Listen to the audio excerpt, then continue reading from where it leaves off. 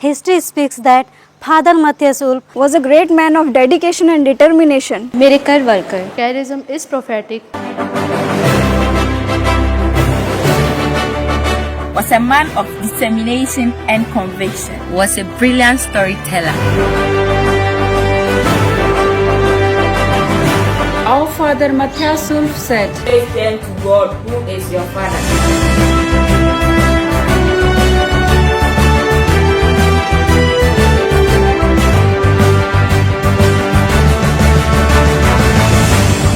I wish to redeem as many people as I can.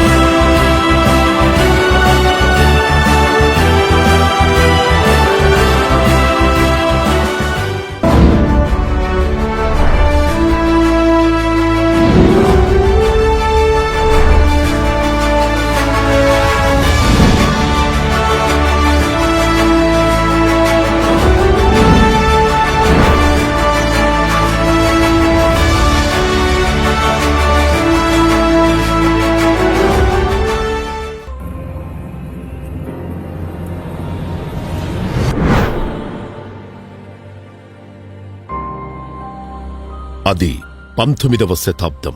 Netherlands లో క్రైస్తవుల పరిస్థితి దయనీయమైన స్థితిలో ఉండేది.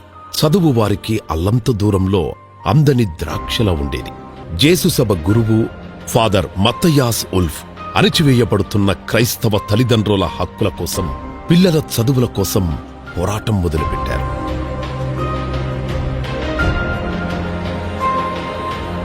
ఫాదర్ ఉల్ఫ్ 1822 జూలై 29వ తేదీన జేఎంజే అనే లౌకిక సంస్థను స్థాపించారు.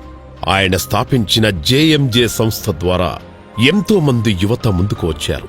ముఖ్యంగా కొంతమంది యువతులు సైతం ఆయన బాటలో అడుగులు వేసేందుకు నడుం బిగించారు. ఆ విధంగా 1822లో ఆమస్ఫోర్ట్లో జేఎంజే సంస్థ మొదటి కాన్వెంట్ ప్రారంభమైంది. దీన్ని ఒక లౌకిక సంస్థగా తీర్చిదిద్దారు. ఫాదర్ ఉల్ఫ్ స్థిర చిత్తముతో జేఎంజే సంస్థను శాఖోపశాఖలుగా విస్తరింపజేశారు. ప్రభుత్వం నుంచి వ్యతిరేకత, మధ్యలో కొందరు మఠవాసినులు యుక్త వయసులోనే మరణించడం అనేది ఫాదర్ ని కలచివేసింది. 35 జూలై 25న జేఎంజే సభకు పరిశుద్ధ పోపు గారి అధికారిక అనుమతి లభించింది. ఫాదర్ ఉల్ఫ్ శ్రమకి ఫలితం అందింది.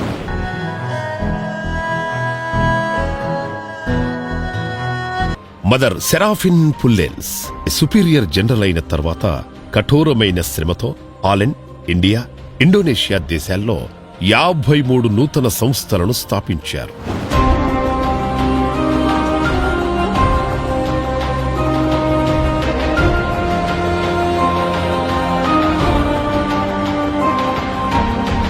అప్పటికే భారతదేశంలో అత్యంత పేదరికంలో ఉన్న ప్రాంతాలలో స్త్రీలు వారి సమస్యల గురించి మదర్ సెరాఫిన్తో చర్చించి ఫాదర్ జే అలెన్ జేఎంజే సేవలను భారతదేశానికి విస్తరించమని కోరారు. 1904లో మదర్ స్టెనిస్లాస్ స్టెర్వింగ్ ఇంకా యువ మఠకన్యలతో ఫిబ్రవరిలో ముంబైకి చేరారు.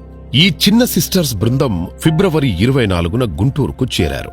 ఆ సిస్టర్ల బృందం హాలండ్ నుంచి తెచ్చిన కొద్దిపాటి మందులతో రోగులకు వైద్యం చేయడం మొదలుపెట్టారు.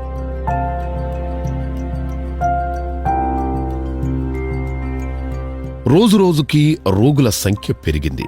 తెలుగు మాట్లాడలేకపోయినా చిరునవ్వుతో పేద రోగులను పరామర్శిస్తూ ఉండటంతో ఎన్నో అద్భుతాలు జరిగేవి. పేద రోగులందరూ వీరిని అమ్మగారు అని పిలిచేవారు. ఇదే పేరు నేడు వీరికి అమ్మగారులుగా స్థిరపడిపోయింది. కేవలం వైద్య సేవలే కాకుండా గ్రామంలో పేద విద్యార్థులకు విద్యను బోధించేవారు. తెలుగు భాష సరిగ్గా రాకపోయినా నేర్చుకొని మరీ విద్యను అందరికీ అందించారు. 1905లో చిన్న భవంతిలో 15 మంది అనాథ బాలికలతో ఒక అనాథాశ్రమాన్ని ప్రారంభించారు. అల్లికలు, కుట్లు, వైరుబుట్టలు అల్లడం వంటి చేతి పనులను, స్వయం ఉపాధి కార్యక్రమాలను ప్రారంభించారు.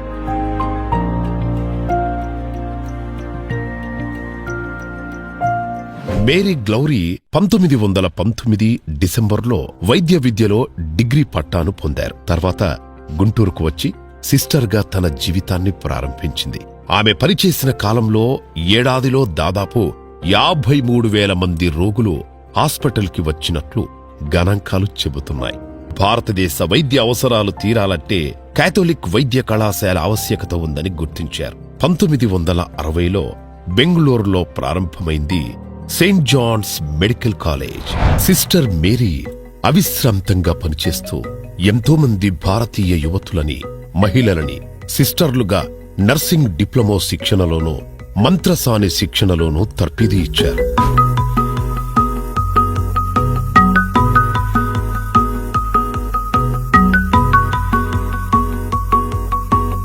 వైద్య సేవను అందిస్తున్న సమయంలోనే సిస్టర్ల దృష్టి స్వార్థ సేవలపై పడింది. సిస్టర్లు తరచు గ్రామాలకు ఎడ్లబండ్ల మీద కాలినడకన వెళుతూ ఒక్కొక్క గ్రామంలో 4 నుంచి 5 రోజులు అక్కడే ఉండి ప్రజలకు సువార్తను చెప్పేవారు.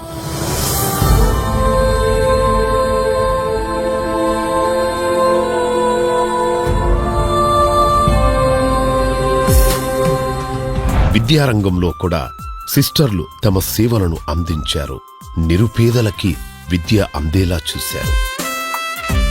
ఇదే ఆంధ్ర రాష్ట్రంలో విద్యార్థినుల ప్రప్రథమ హైస్కూల్. రాయలసీమ, తెలంగాణ ప్రాంతాల నుండి కూడా విద్యార్థినులు అధిక సంఖ్యలో రావడం మొదలుపెట్టారు. ఈ విధంగా బీఈడీ కళాశాలను, ఎస్ఎస్ఎల్సీని, సెకండ్ గ్రేడ్ టీచర్ ట్రైనింగ్ ని అన్నింటికీ అనుమతులు సంపాదించి గుంటూరుని సెయింట్ జోసెఫ్స్ ఎడ్యుకేషనల్ హబ్ గా తీర్చిదిద్దిన ధీశాలి సిస్టర్ స్టెనిస్లాస్ అనాదిగా అజ్ఞానాంధకారంలో ఉన్న బాలబాలికలను, స్త్రీలను విద్యతో అభివృద్ధి పదంలో తీసుకురావాలన్నదే ఆమె ముఖ్య ఉద్దేశం.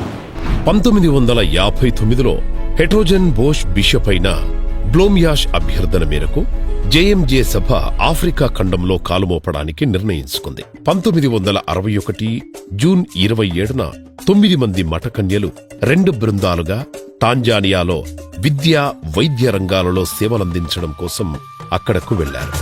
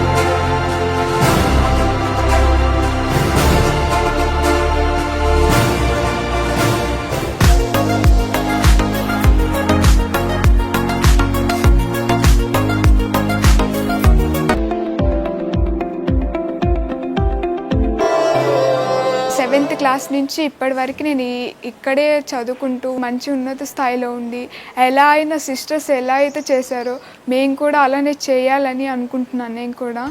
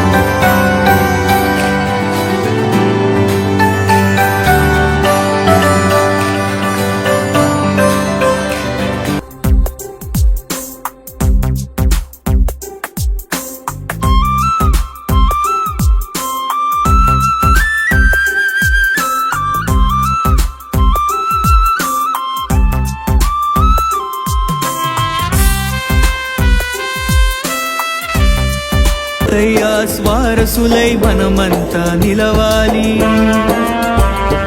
తానిచ్చిన స్ఫూర్తి మంత్రం జగమంతా చాటాలి. మత్తయ్యాసు వారసులై మనమంతా నిలవాలి. తానిచ్చిన స్ఫూర్తి మంత్రం జగమంతా చాటాలి. యువత కలలు తీరుస్తూ ఆర్తి జనుల కండగా ఉంటూ,